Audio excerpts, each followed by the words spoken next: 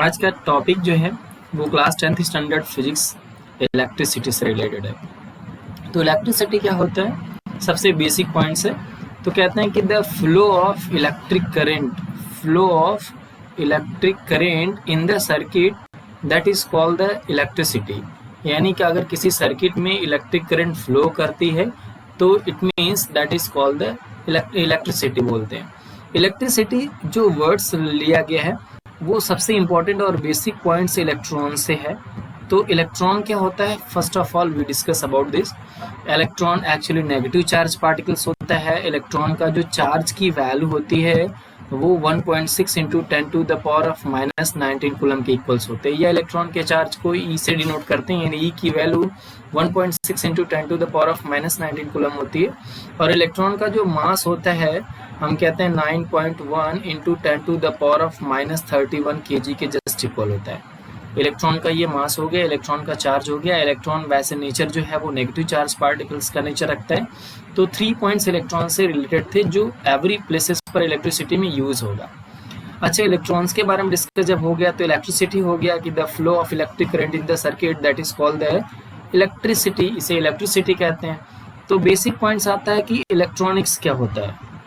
तो electronics actually 10th part में electricity जो पार्ट है उसे हम कहते हैं कि ये फिजिक्स की एक ब्रांच है जिसको हम कहते हैं इलेक्ट्रॉनिक्स, और इलेक्ट्रॉनिक्स का एक पार्ट है इलेक्ट्रिसिटी।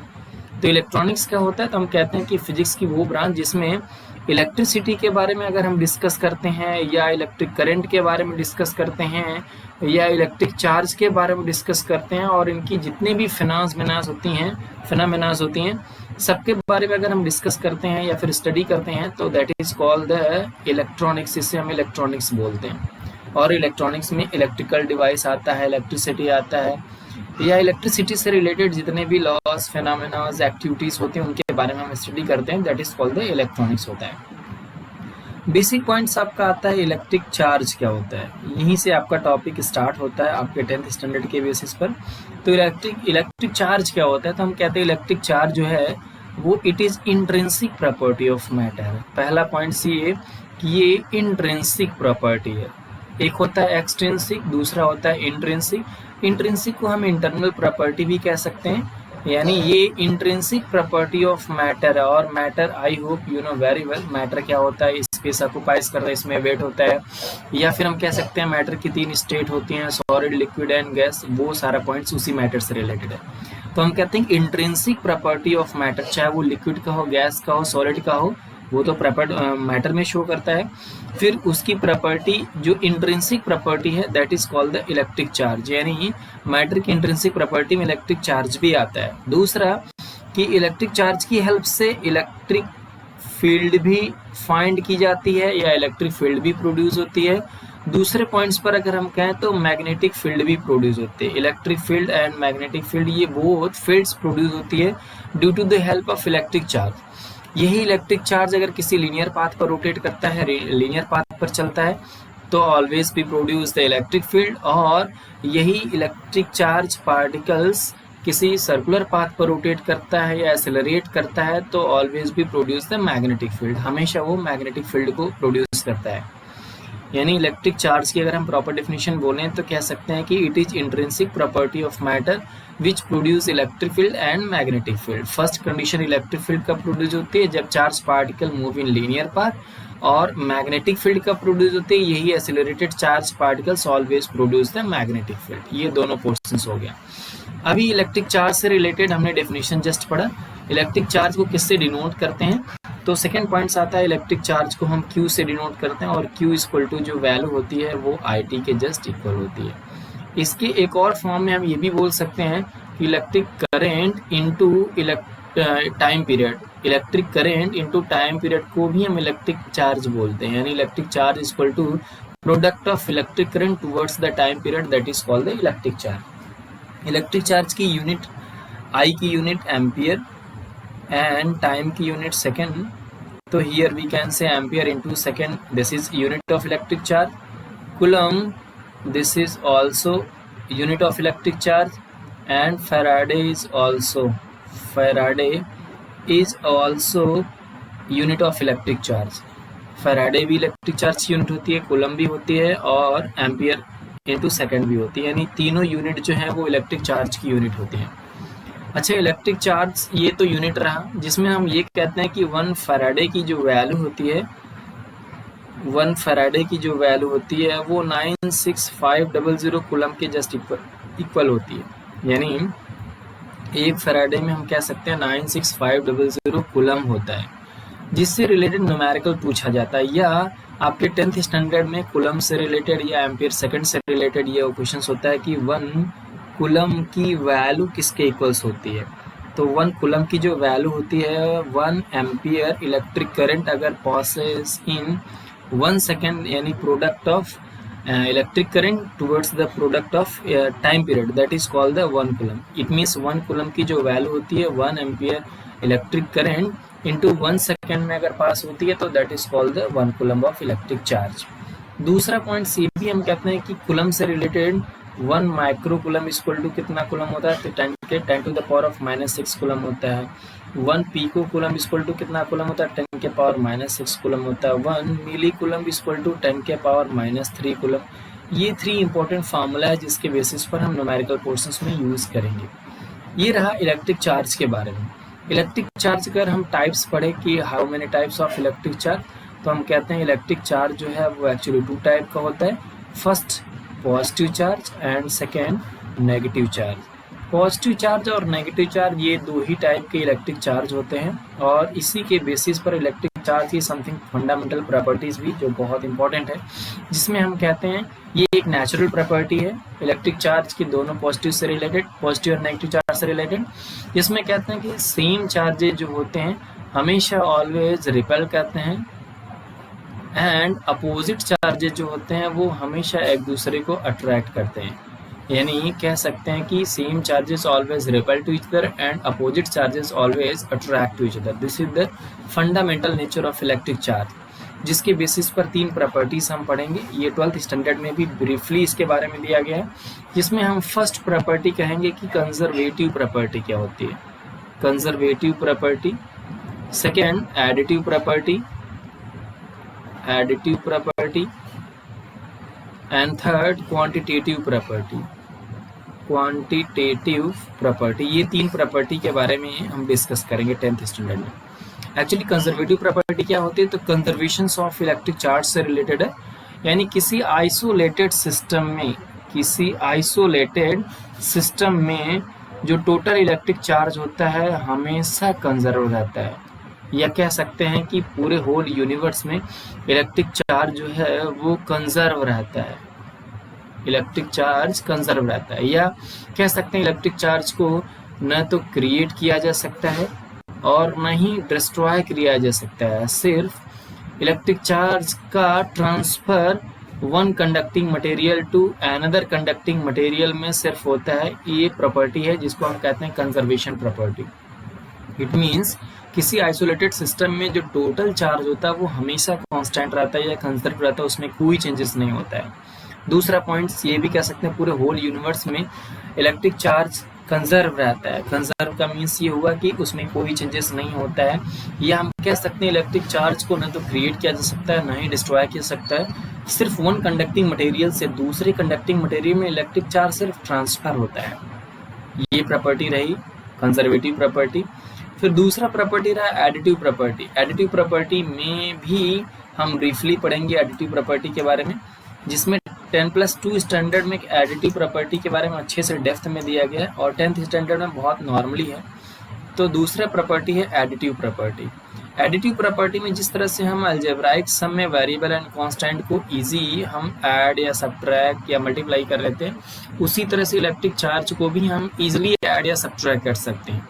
क्यों? क्योंकि इलेक्ट्रिक चार्ज जो है वो हमेशा integral multiple of real number के ही लिखा जाता है। Integral multiple of real number means जब भी हम लिखेंगे +-5 इलेक्ट्रॉन, +-9 इलेक्ट्रॉन, या -9 इलेक्ट्रॉन, या +7 इलेक्ट्रॉन, समथिंग इसी टाइप में ही हम रियल नंबर में इलेक्ट्रिक चार्ज को शो करेंगे। कभी ऐसा नहीं होगा कि 1/2 इलेक्ट्रॉन्स या 0.5 इलेक्ट्रॉन्स या 1/3 इलेक्ट्रॉन्स, इन सब के फॉर्म में, फ्रैक्शन या डेसिमल के फॉर्म में कभी भी इलेक्ट्रिक चार्ज को रिप्रेजेंट नहीं किया जा सकता। इस तरह से ऐसे मैटर में हम एडिटिव प्रॉपर्टी के अकॉर्डिंग इलेक्ट्रिक चार्ज को हम इजी सॉल्व कर सकते हैं। फॉर एग्जांपल अगर हम कहें कोई मटेरियल है जिसका टोटल चार्ज Q है और छोटे छोटे पॉइंट्स पर इलेक्ट्रिक चार्ज की वैल्यू दिया है, 5 इलेक्ट्रॉन है, -7 इलेक्ट्रॉन है, +9 इलेक्ट्रॉन है। इस तरह से जो टोटल चार्ज की वैल्यू होगी 9 और 5 14 हो जाएगा, 14 में से 7 चला जाएगा, यानी +7 इलेक्ट्रॉन, ये टोटल चार्ज की वैल्यू होगी किसी मटेरियल्स पर। ईजिली हम लोग अलजेब्राइक सम की तरह इसको भी ऐड एंड सब्ट्रैक्ट इजी कर पाते हैं। ये रहा second property of electric charge. फिर थर्ड प्रॉपर्टी है क्वांटाइजेशन को लेकर के, जो सबसे इम्पॉर्टेंट है, क्वांटाइजेशन। क्वांटाइजेशन का मीन्स ये होता है कि किसी भी एटम के चार्ज की value in the form of fundamental charge of an electron, that is called the quantization. It means अगर किसी मटेरियल्स की हमें चार्ज की वैल्यू फाइंड करनी है तो हम कहते हैं कि इलेक्ट्रॉन के चार्ज की वैल्यू के मल्टीपल में ही हम इजिली क्वांटाइजेशन यानी क्वांटम वैल्यू को फाइंड कर सकते हैं। या हम इजिली इसको कह सकते हैं कि क्वांटाइजेशन प्रॉपर्टी क्या होती है, तो the multiple of number of free electrons to the charge of या to the fundamental charge of an electron, that is called the quantization. या हम कह सकते हैं कि Q की जो वैल्यू होती है वो ±ZE के भी इक्वल्स होती है। Z का मीन्स ये होता है कि एटमिक नंबर, और एटमिक नंबर क्या होता है, तो हम कहते हैं कि atomic number means number of proton. Number of proton means positive charge, और पॉजिटिव चार्ज की जितनी नंबर्स होती हैं किसी एटम के न्यूक्लियस में, उतनी ही संख्या में आउटसाइड ऑफ द ऑर्बिट में इलेक्ट्रॉन चक्कर लगाते हैं। इट मीन्स यहाँ हम कह सकते हैं कि प्रोटॉन और इलेक्ट्रॉन की जो वैल्यू होती है दोनों आपस में इक्वल्स होती है, इसी वजह से तो एटम न्यूट्रल होता है। तो यहाँ हम कह सकते हैं Q ±ZE भी सेम फार्मूला है, Q NE भी सेम फार्मूला है। अभी इस बेसिस पर न्यूमेरिकल भी पूछा जाता है, जिसमें हम कहते हैं कि अल्फा पार्टिकल का चार्ज क्या होगा, तो अल्फा पार्टिकल का जो चार्ज होता है वो 2He4 के जस्ट इक्वल होता है। 2He4 का मीन्स ये होगा कि नंबर ऑफ इलेक्ट्रॉन की संख्या यानी n की वैल्यू जो है वो 2 है, तो चार्ज की वैल्यू अल्फा पार्टिकल का चार्ज क्या होगा, तो Q NE हो जाएगा। n की वैल्यू 2 है और इलेक्ट्रॉन का चार्ज 1.6 × 10⁻⁻19 कूलम। तो इजी हम इसको सॉल्व करके 3.2 × 10⁻⁻19 कूलम ये टोटल चार्ज की वैल्यू हो जाएगी अल्फा पार्टिकल्स के। इसी तरह से किसी भी एटम के चार्ज की वैल्यू को हम इजी सॉल्व कर पाएंगे या इजी हम सॉल्व कर सकते हैं। जैसे कि नाइट्रोजन 7 and 14 हो गया, तो 7 and 14 में 7 जो है एटमिक नंबर यानी Z की वैल्यू जो होती है वो नंबर ऑफ इलेक्ट्रॉन के जस्ट इक्वल होती है, यानी n की वैल्यू जो है वो 7 गिवन है। तो Q हमें फाइंड करना है, तो Q NE हो जाएगा, यानी 7 × 1.6 × 10⁻⁻19 कूलम के इक्वल्स हो जाएगा, जिसमें हम कहेंगे मल्टीप्लाई करने के बाद 11.2 × 10⁻⁻19 coulomb, this is the answer of electric charge of nitrogen का हो जाएगा। इसी बेसिस पर न्यूमेरिकल आपसे पूछा जाता है। ये पॉइंट्स रहा इलेक्ट्रिक चार्ज को लेकर करके। फिर सेकेंड पॉइंट्स आता है कि इलेक्ट्रिक करंट क्या होता है। इलेक्ट्रिक करंट क्या होता है, ये भी बहुत इंपॉर्टेंट टॉपिक है और इससे रिलेटेड भी क्वेश्चंस पुटअप किया जाता है, इससे फार्मूला से रिलेटेड। तो इलेक्ट्रिक करंट इट मीन्स हम कह सकते हैं कि rate of change of electric charge, rate of change of electric charge. It means electric charge अगर टाइम के साथ किसी कंडक्टिंग मटेरियल में जितना फ्लो करता है, that is called the electric current. Electric current का मीन्स ये हो गया कि I = dQ/dt से भी डिनोट कर सकते हैं, या I = हम Q/T से डिनोट करते हैं। जब इंस्टेंटेनियस करंट की बात आती है तो इंस्टेंटेनियस करंट को I = dQ/dt से डिनोट करते हैं, या फिर हम लिख सकते हैं कि I = dQ/dt एक्चुअली होता है। यहाँ भी हम लिख सकते हैं कि rate of change of electric charge with respect to the time के है, यानी चार्ज और इलेक्ट्रिक चार्ज और टाइम, इन दोनों के रेशियो को भी हम इलेक्ट्रिक करंट यहाँ डिनोट कर सकते हैं या फिर बोल सकते हैं। इट मीन्स I = Q/T होता है। तो इसके बेसिस पर अगर हम फार्मूला देखें तो ये आपके सामने I = dQ/dt भी हो सकता है, I = Q/T भी है।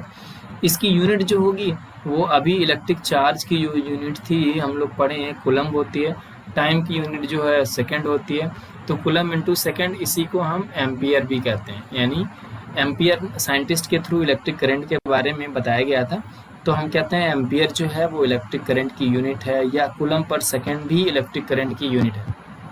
किसी किसी बुक में भी ये भी है कि बायोट जो है वो भी इलेक्ट्रिक करंट की यूनिट अप्रॉक्स मानी जाती है। ये अपर क्लासेस के पॉइंट्स हैं। बायोट सेवर्ट लॉ, ये साइंटिस्ट के नाम है बायोट सेवर्ट। तो बायोट के नाम से इलेक्ट्रिक करंट की यूनिट भी होती है, यानी जिसको हम बायोट बोलते हैं।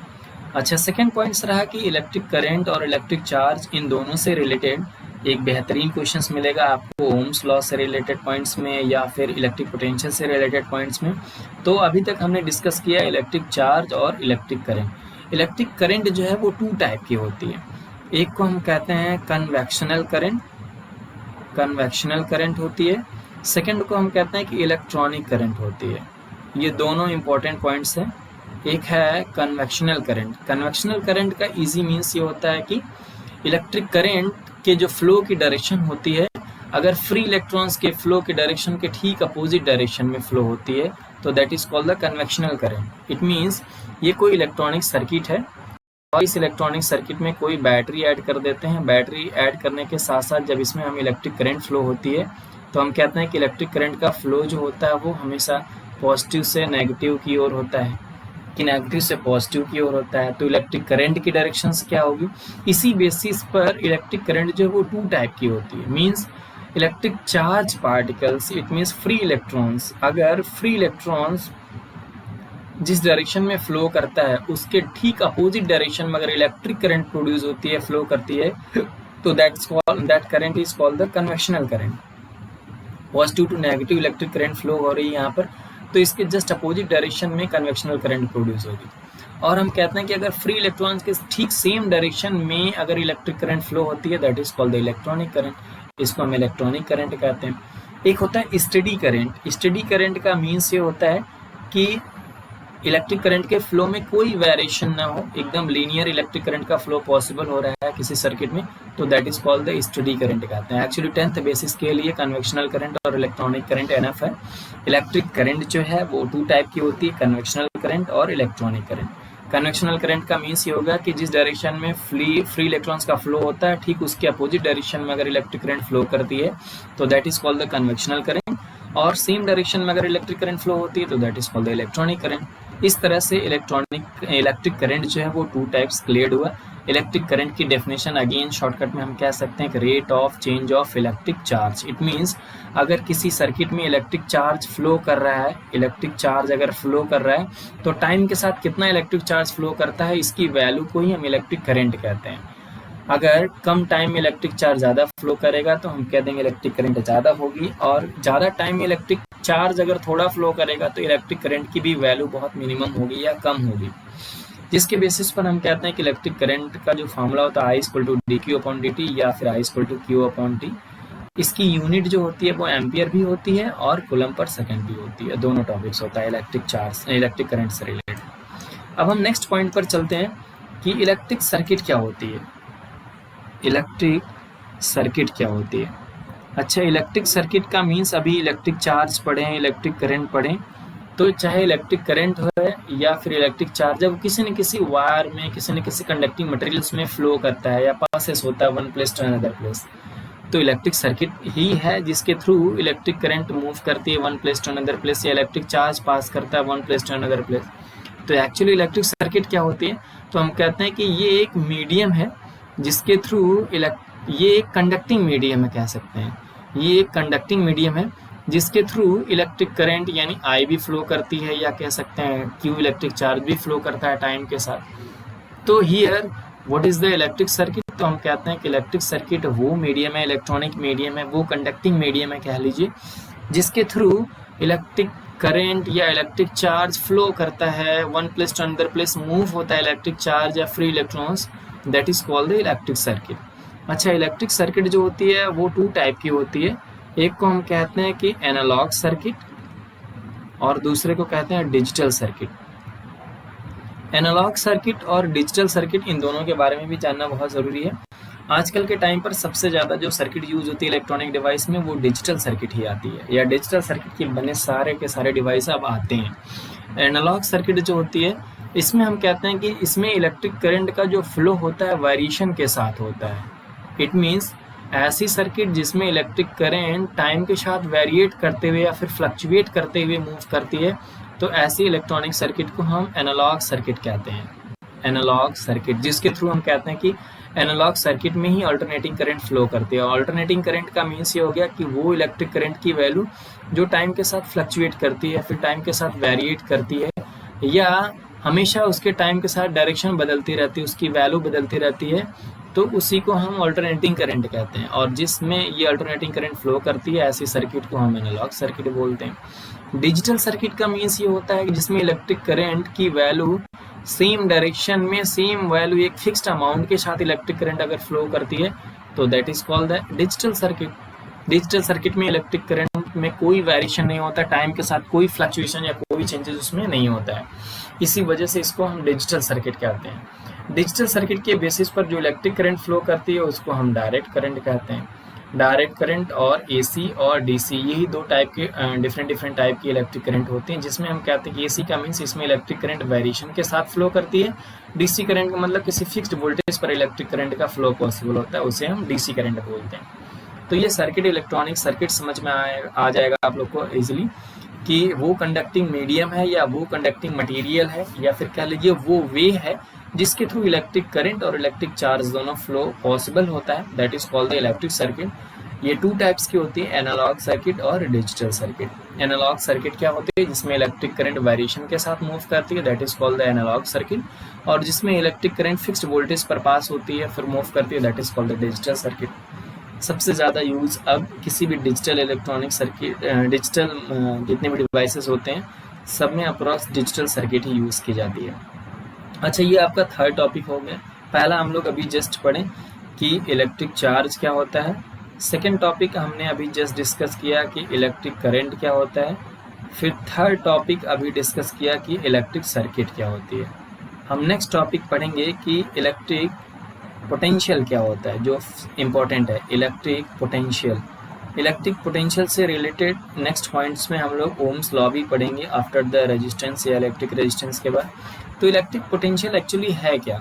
तो हम कहते हैं कि इलेक्ट्रिक पोटेंशियल जो है वो व्हेन इलेक्ट्रिक फील्ड में, कोई इलेक्ट्रिक फील्ड है, इस इलेक्ट्रिक फील्ड में पहले से ही ऑलरेडी चार्ज पार्टिकल्स प्रेजेंस हैं। और ये इलेक्ट्रिक फील्ड क्या होती है अभी जस्ट डिस्कस कर रहे हैं। ये एक इलेक्ट्रिक फील्ड है, इलेक्ट्रिक फील्ड है। इस इलेक्ट्रिक फील्ड में हम कहीं बाहरी प्लेस से किसी दूसरे चार्ज पार्टिकल्स को अगर हम लाएं या फिर ब्रिंग्स लाते हैं, तो पहले से जो प्रेजेंस चार्ज पार्टिकल्स रहेंगे ये इसका अपोज करेंगे, जिसकी वजह से वर्क डन प्रोड्यूस होता है। यानी कि इलेक्ट्रिक पोटेंशियल क्या होता है? तो हम कहते हैं the work done produced against the charge particles when is brought from infinity to an electric field, that is called the electric potential. It means electric potential क्या है? तो हम कहते हैं कि किसी चार्ज पार्टिकल को इन्फिनिट से किसी इलेक्ट्रिक फील्ड में लाने पर जो उसके अगेंस्ट वर्क डन प्रोड्यूस होता है, that is called the electric potential. इसको V से डिनोट करते हैं, V इक्वल टू होता है W/Q। इट मीन्स इसको हम एक और डेफिनेशन शेयर कर सकते हैं कि इलेक्ट्रिक पोटेंशियल की वैल्यू क्या होती है। तो कहते हैं कि इलेक्ट्रिक पोटेंशियल में कोई एक इलेक्ट्रिक फील्ड है, एक चार्ज पार्टिकल को वन प्लेस से दूसरे प्लेस तक ले जाने पर भी इसके अगेंस्ट वर्क डन प्रोड्यूस होता है। Means when a charge particle displaced from one place to another in an electric field, that is also called electric potential. It means electric potential की वैल्यू V इक्वल टू हम again लिख सकते हैं W/Q। ये दोनों value same होगी, दोनों definitions approx equals ही है कि इलेक्ट्रिक पोटेंशियल्स की वैल्यू क्या होती है। इलेक्ट्रिक पोटेंशियल की जो यूनिट होती है वो किस में मेजर किया जाता है? तो हम W को एक्चुअली जूल में मेजर करते हैं। जूल अपॉन इलेक्ट्रिक चार्ज को अभी हमने जस्ट पढ़ा, इलेक्ट्रिक चार्ज को कूलम में मेजर करेंगे तो ये हो जाएगा जूल पर कूलम। इसी को हम वोल्ट भी कहते हैं, यानी इलेक्ट्रिक पोटेंशियल की जो वैल्यू होती है वो वोल्ट में मेजर की जाती है। इट मीन्स यहाँ हम लिख सकते हैं कि 1 वोल्ट की जो वैल्यू होगी वो 1 joule of work done in charge 1 coulomb, that is called the 1 volt. अगर 1 कूलम चार्ज के अगेंस्ट वर्क डन 1 जूल अगर किया जाता है या 1 जूल ऑफ एनर्जी लॉस होती है, तो टोटल वर्क डन या टोटल लॉस ऑफ एनर्जी जो होगी वो 1 वोल्ट के जस्ट इक्वल होगी, यानी इलेक्ट्रिक पोटेंशियल जो होगा वो 1 वोल्ट के जस्ट इक्वल आएगा। फिर 1 वोल्ट से भी रिलेटेड कुछ छोटे छोटे फॉर्मूले हैं, मीन्स वोल्ट से रिलेटेड। तो हम कहते हैं कि माइक्रो वोल्ट इक्वल टू क्या होता है, तो 10 to the power of -6 volt. ये हम कहते हैं कि 1 पिको वोल्ट इक्वल टू क्या होता है, तो 10 to the power of -12 volt. ये सब नोट कर सकते हैं आप पॉइंट्स, जो बहुत इंपॉर्टेंट फार्मूला है। 1 milli volt equal to 10 to the power of -3 volt. 1 mega volt equal to 10 to the power of 6 volt. ये कुछ इंपॉर्टेंट फार्मूले थे जिसके बेसिस पर न्यूमेरिकल क्वेश्चंस में हम लोग सॉल्व करेंगे इसमें। अच्छा, इलेक्ट्रिक पोटेंशियल्स तो ठीक है, जब हम डेफिनेशन कूलम जब हम ओम्स लॉ पढ़ेंगे तो उसमें इलेक्ट्रिक पोटेंशियल डिफरेंस एक वर्ड्स आता है, इलेक्ट्रिक पोटेंशियल डिफरेंस। वर्ड से ही लग रहा है कि the difference of electric potential, the difference of electric potential in electric field. For example, कोई ये इलेक्ट्रिक फील्ड है जिसके डिफरेंट पॉइंट्स पर इलेक्ट्रिक पोटेंशियल्स की वैल्यू भी डिफरेंट है। फॉर एग्जांपल, ए पॉइंट्स पर इलेक्ट्रिक पोटेंशियल्स वी है, बी पॉइंट्स पर इलेक्ट्रिक पोटेंशियल्स वी बी है, सी पॉइंट्स पर इलेक्ट्रिक पोटेंशियल्स वी सी है। समथिंग कुछ इस तरह से इलेक्ट्रिक पोटेंशियल्स की वैल्यू जो है वो डिफरेंट पॉइंट्स पर डिफरेंट है। तो हम कहेंगे कि इलेक्ट्रिक पोटेंशियल्स डिफरेंस क्या होता है, तो the difference between any two charge points of electric potentials. किसी दो चार्ज पॉइंट्स पर इलेक्ट्रिक पोटेंशियल्स की वैल्यू के डिफरेंस को हम इलेक्ट्रिक पोटेंशियल डिफरेंस कहते हैं। फॉर एग्जांपल, कोई चार्ज पार्टिकल ए पॉइंट से बी पॉइंट्स तक ले जाया जाता है तो इसके अगेंस्ट वर्क डन होगा। तो यहाँ पर इलेक्ट्रिक पोटेंशियल्स वी ए होगा, यहाँ पर इलेक्ट्रिक बी पॉइंट्स पर इलेक्ट्रिक पोटेंशियल वी बी होगा। तो ए से बी पर जाने पर इलेक्ट्रिक पोटेंशियल जो डिफरेंस होगा वो V B minus V A equal to W upon Q के इक्वल्स आएगा। इट मीन्स यहाँ लिख सकते हैं कि V B minus V A equal to W upon Q. इसकी भी यूनिट वोल्ट ही होगी या वोल्ट में ही मेजर किया जाएगा इलेक्ट्रिक पोटेंशियल डिफरेंस को भी। यहाँ हम ये भी बोल सकते हैं कि अगर A to B to a electric potentials produce होता है तो डिफरेंस क्या होगा, तो V A minus V B equal to W upon Q होगा। It means V A minus V B equal to W upon Q. इस तरह से हम बोल सकते हैं कि इलेक्ट्रिक पोटेंशियल्स डिफरेंस की वैल्यू डब्ल्यू अपॉन क्यू या डब्ल्यू अपॉन क्यू होगी। इसकी भी सेम यूनिट होती है वोल्ट, या हम लिख सकते हैं जूल पर कूलम। इन दोनों में भी मेजर किया जाता है इलेक्ट्रिक पोटेंशियल्स डिफरेंस हो या इलेक्ट्रिक पोटेंशियल्स हो। तो इससे रिलेटेड अब हम अभी तक पढ़ें इलेक्ट्रिक पोटेंशियल्स क्या होता है, इलेक्ट्रिक पोटेंशियल्स की यूनिट क्या होती है, इसकी डेफिनेशन क्या होती है। एक ऐसा सरफेस भी होता है जिसको हम कहते हैं कि equi potential surface. Equi potential surface, equi potential surface का मीन ये हो गया कि ऐसा सरफेस जिसके एवरी पॉइंट्स पर अगर इलेक्ट्रिक पोटेंशियल्स की वैल्यू इक्वल आती है पोटेंशियल्स की वैल्यू सरफेस के हर एक पॉइंट्स पर, तो हम इसे इक्वी पोटेंशियल सरफेस कहते हैं। मीन्स अगर कोई ऐसा सरफेस है जिसके डिफरेंट पॉइंट्स पर इलेक्ट्रिक पोटेंशियल्स की वैल्यू वी ए है, कहीं वी बी है, कहीं वी सी है, कहीं वी डी है, डिफरेंट अगर इलेक्ट्रिक पोटेंशियल्स की वैल्यू है तो इक्वी पोटेंशियल सरफेस की वैल्यू क्या होगी, तो हम कहेंगे वी ए की वैल्यू वी बी की वैल्यू की इक्वल्स होगी, वी सी की वैल्यू की इक्वल्स होगी, वी डी की वैल्यू की इक्वल्स होगी। यानी इलेक्ट्रिक पोटेंशियल्स की वैल्यू एवरी पॉइंट्स पर किसी इलेक्ट्रिक फील्ड में जो होगी उसके सब के सब इक्वल्स होगी। ऐसे सरफेस को हम इक्वी पोटेंशियल सरफेस कहते हैं। नेक्स्ट पॉइंट चलते हैं, इलेक्ट्रिक रेजिस्टेंस क्या होता है। इलेक्ट्रिक रेजिस्टेंस, रेजिस्टेंस जो वर्ड है वो रेजिस्ट वर्ड से ही रिलेटेड है। रेजिस्ट वर्ड मीन्स रोकना होता है, या फिर हम कह सकते हैं अपोज होता है, या फिर हम कह सकते हैं कि उसके अपोजिट डायरेक्शन में फोर्स लगाना या अपोजिट डायरेक्शन में एक्ट करना, ये इलेक्ट्रिक रेजिस्टेंस को शो करता है। अच्छा, इलेक्ट्रिक रेजिस्टेंस क्या होता है, तो हम कहते हैं कि इलेक्ट्रिक रेजिस्टेंस वो एक्सटर्नल एक्ट है जो किसी कंडक्टिंग वायर में इलेक्ट्रिक करंट के फ्लो का अपोज करता है। इलेक्ट्रिक रेजिस्टेंस वो एक्सटर्नल एक्ट है जो किसी कंडक्टिंग वायर में इलेक्ट्रिक करंट का अपोज करता है, तो that is called the electric resistance, उसको हम बोलते हैं। अच्छा, इलेक्ट्रिक रेजिस्टेंस ओम्स लॉ के अकॉर्डिंग इसको ब्रीफली अच्छे से समझाया भी गया है कि इलेक्ट्रिक रेजिस्टेंस क्या होता है, इलेक्ट्रिक रेजिस्टेंस का फॉर्मूला क्या होता है। तो इलेक्ट्रिक रेजिस्टेंस को एक्चुअली हम आर से डिनोट करते हैं, और आर जो है वो एक्सटर्नल रेजिस्टेंस को शो करता है, जबकि स्मॉल आर जो है वो इंटरनल रेजिस्टेंस को शो करेगा। तो here we can say capital R shows the representation of electric resistance. Electric resistance या हम कह सकते हैं कि इसके मटेरियल को रजिस्टर भी बोला जाता है, यानी कि जो रजिस्टर होगा उसकी एबिलिटी को हम रेजिस्टेंस बोलेंगे। रजिस्टर का काम यही रहता है कि किसी वायर में अगर रेजिस्टेंस है तो मीन्स वो इलेक्ट्रिक करंट के फ्लो का अपोज करता है, इलेक्ट्रिक करंट को फ्लो नहीं होने देता है या उसको रोकता है, उसकी काइनेटिक एनर्जी को आघात पहुंचाता है। तो here we can say what is the electric resistance. तो इलेक्ट्रिक रेजिस्टेंस वो एक्सटर्नल एक्ट है जो किसी वायर में या कंडक्टिंग मटेरियल्स में इलेक्ट्रिक करंट का अपोज करता है, that is called electric resistance बोलते हैं। इलेक्ट्रिक रेजिस्टेंस ये डिपेंड करता है मटेरियल्स पर, यानी इलेक्ट्रिक रेजिस्टेंस जो है वो डिपेंड करता है मटेरियल्स पर। मींस कॉपर है कि एल्यूमिनियम है कि गोल्ड है, ये डिफरेंट मटेरियल्स का रेजिस्टेंस डिफरेंट होता है या रजिस्टिविटी डिफरेंट होती है, जिसकी वजह से इनके रेजिस्टेंस की वैल्यू भी अलग होती है। किसी में इलेक्ट्रिक करंट का फ्लो ज़्यादा पॉसिबल होता है, जैसे कि सिल्वर हो गया। सिल्वर का रेजिस्टेंस बहुत कम होता है, मीन्स रजिस्टिविटी बहुत कम होती है, जिसकी वजह से इसकी कंडक्टिविटी बहुत हाई होती है। तो रेजिस्टेंस मीन्स समझ गए होंगे कि रेजिस्टेंस वो एक्सटर्नल एक्ट है जो किसी वायर में इलेक्ट्रिक करंट का अपोज करता है, that is called the electric resistance.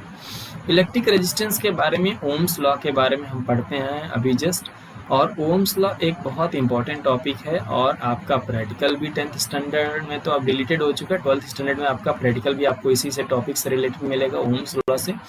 और ओम्स लॉ यहाँ रेजिस्टेंस के बारे में भी आपको ब्रीफली पता चलेगा कि व्हाट इज द रेजिस्टेंस, क्या होता है ओम्स लॉ के अकॉर्डिंग।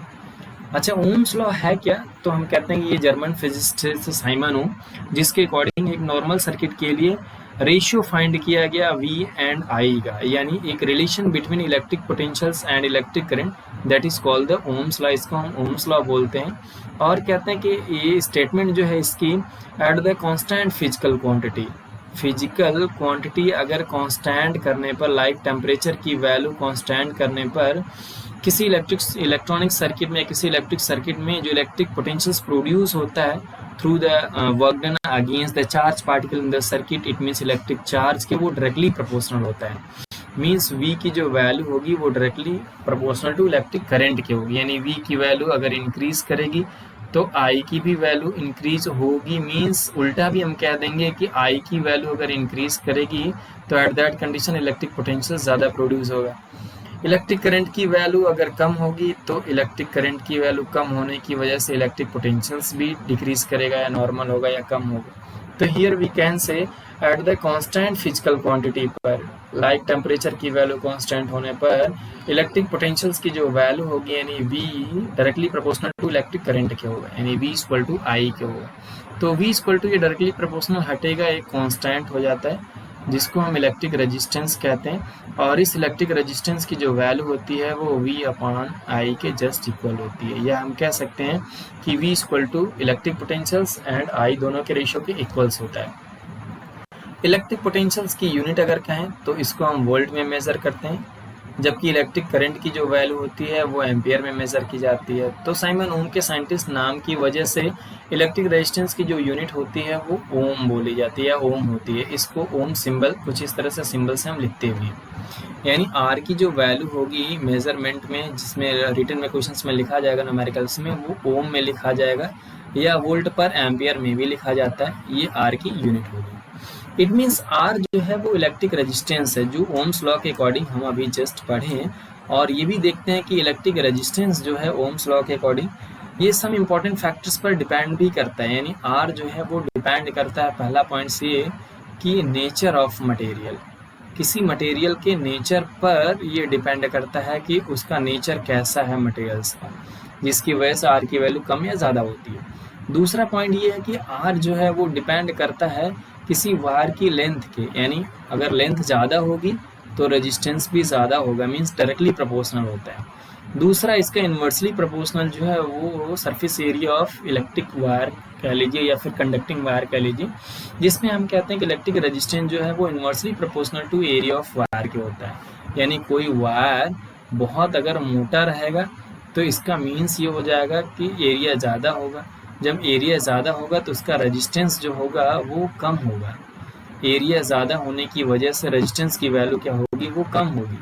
दूसरा पॉइंट है कि जैसे ही एरिया कम होगा इट मीन्स इलेक्ट्रिक रेजिस्टेंस की वैल्यू जो होगी वो ज़्यादा होगी। इट मीन्स पतला वायर रहेगा तो इलेक्ट्रिक रेजिस्टेंस की वैल्यू जो होगी वो ज़्यादा होगी, और मोटा वायर रहेगा तो इलेक्ट्रिक रेजिस्टेंस की वैल्यू जो होगी वो कम होगी। इन्वर्सली प्रोपोर्शनल मीन्स एरिया अगर ज़्यादा होगा किसी वायर का तो हम कह सकते हैं कि इलेक्ट्रिक रेजिस्टेंस की वैल्यू कम होगी, और एरिया अगर कम होगा तो इलेक्ट्रिक रेजिस्टेंस की वैल्यू ज़्यादा होगी। It means here we can say electric resistance R total अगर हम कंबाइंड करते हैं तो L/A हो जाएगा, जिसमें हम कहते हैं कि आर डायरेक्टली प्रोपोर्शनल यानी हटेगा तो एक कांस्टेंट हो जाता है जिसको हम कहते हैं रो L/A।